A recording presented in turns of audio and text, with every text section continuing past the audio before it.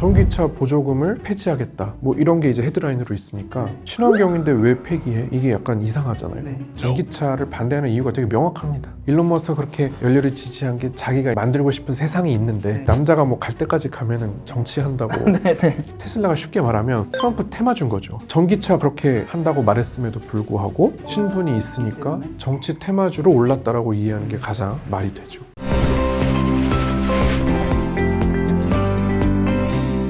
트럼프가 당선됐을 때 상극인 업종을 꼽으셨는데 전기차 그리고 신재생에너지 분야를 꼽았습니다. 네.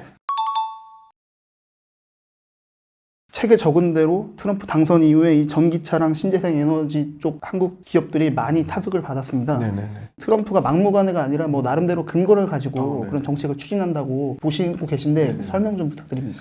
한국 언론을 보면은 이 항상 헤드라인에다가 트럼프의 어떤 정책의 그런 결론만 딱 크게 써놓습니다. 그러니까 사람들이 이제 그것만 보면 너무 트럼프가 이상한 거예요. 네. 한국 사람들이 볼 때는 네. 전기차는 친환경인데 네.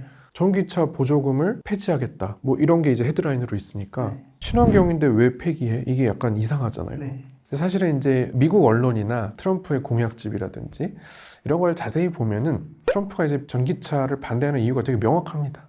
이제 전기차는 배터리 무게가 있기 때문에 무거우니까 타이어 마모도 심하고 도로의 마모도 심합니다. 마찰력이 세기 때문에. 네. 그러니까는 미국은 땅이 넓잖아요. 전기차가 막 많이 돌아다니면 도로가 빨리 깎여 나간다는 네. 거죠. 무거우니까.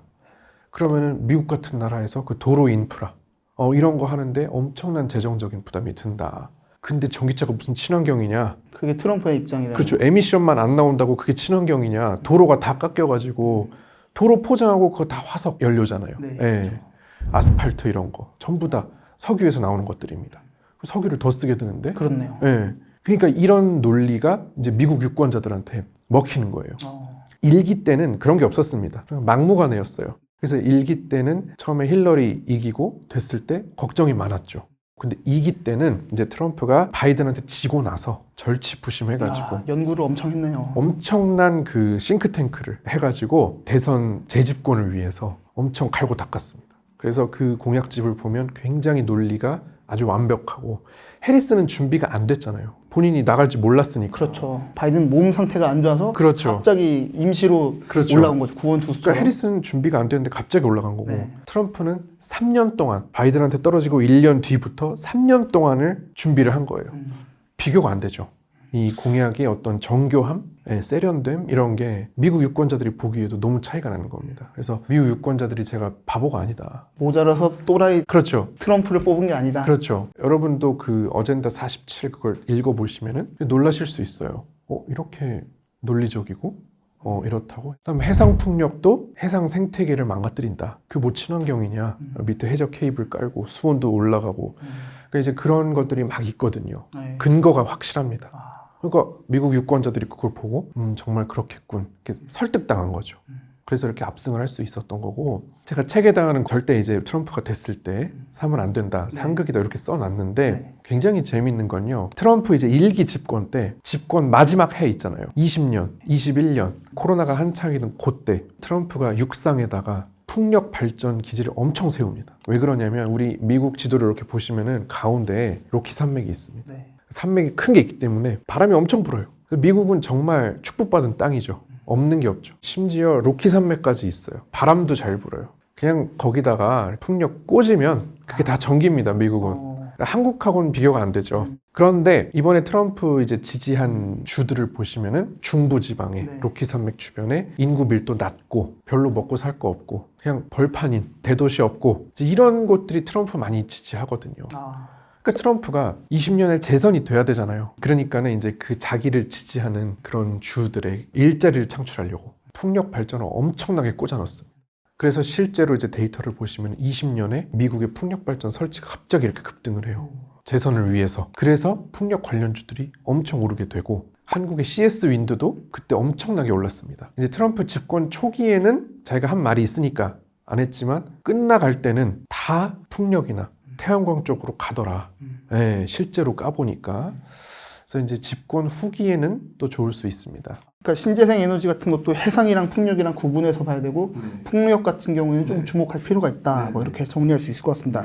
테슬라는 또 엄청 오르지 않습니까? 그렇죠. 기본적인 트럼프 예. 입장과는 약간 별개로 봐야 될 것 예. 같습니까? 제가 항상 얘기를 하는 게 주가를 이제 움직이는 가장 강력한 원동력은 정치적인 거다. 경제적인 게 아니다. 우리가 뭐 실적이 잘 나오고 업황이 좋고 그런 거는 사람들 마음에 불을 지피지 못합니다.